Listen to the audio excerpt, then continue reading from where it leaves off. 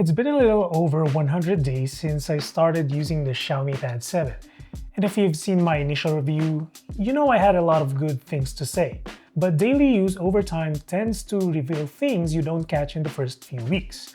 So in this video, I want to talk about what still holds up, what surprised me, what annoyed me, and whether I still think it's the best value tablet in 2025.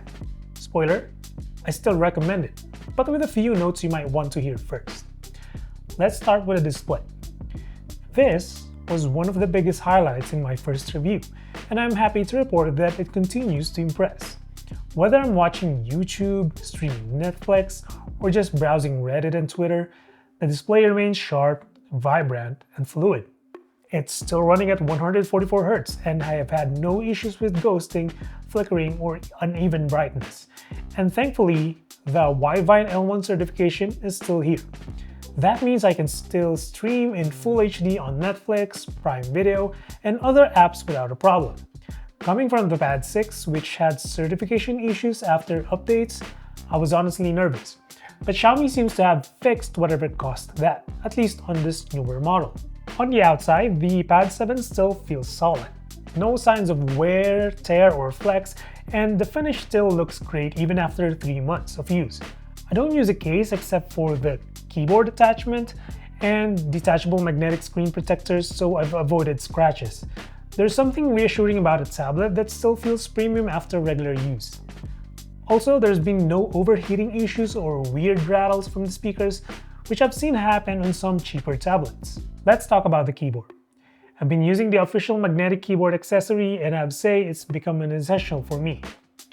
Whether I'm writing video scripts like this one or replying to messages and emails, it's saved me a lot of time and made the tablet feel more like a laptop.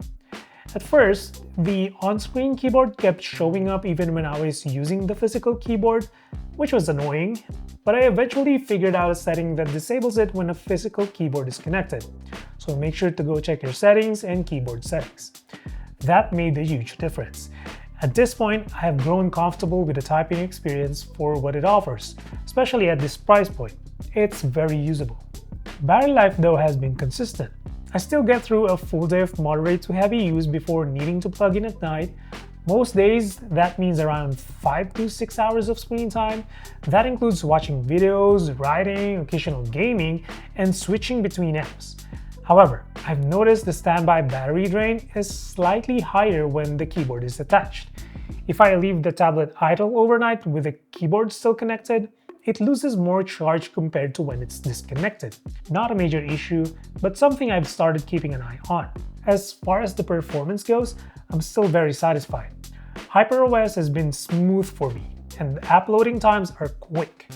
Animations still feel fluid, and the Snapdragon 7 Plus Gen 3 continues to deliver reliable speed. I haven't experienced any major slowdowns or stutters during everyday use, except for the unoptimized apps, but that said, I've discovered a small bug in Workstation mode. When I try to reposition a floating app window, it jumps back to its original spot.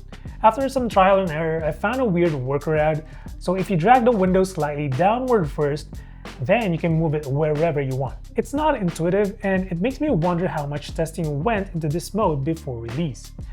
App compatibility still varies. Some apps like Lazada and Shopee don't scale properly in Workstation mode.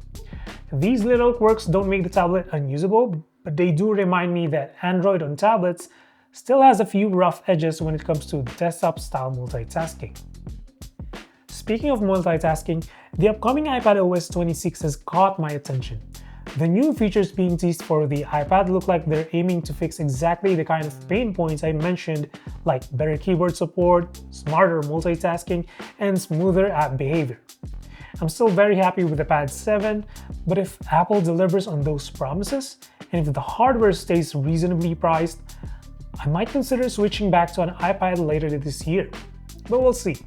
I'll cover that in a separate video once iPad OS 26 is officially out, so subscribe to get notified. So, after 100 days, do I still recommend the Xiaomi Pad 7? Absolutely. For its price, I think it's unmatched. You get a high-quality display, solid battery life, a capable keyboard accessory, and surprisingly good performance. Plus, Xiaomi's promise of 4 years of software updates and 6 years of security patches adds peace of mind if you plan to use this for the long haul. Coming from someone who's used the Redmi Pad SE, the Infinix X Pad, the iPad mini, and now this, Xiaomi still leads when it comes to value, so long you don't mind the occasional ads. It's not perfect, there are still a few bugs and quirks here and there, but nothing has been a deal breaker. If your main needs are content consumption, live productivity, note-taking, and even casual gaming, this tablet still delivers in all those areas. And it doesn't force you to compromise too much to get there. Let me know in the comments how your experience has been with the Pad 7, especially if you found other bugs or tips I haven't covered. I am planning to do a deeper dive into how I use the Pad 7 for writing, remote play, and maybe even gaming on the go. So if that's something you want to see, you know what to do. Thanks for watching, drop a sub or like if this helped, and I'll see you in the next one. Stay safe.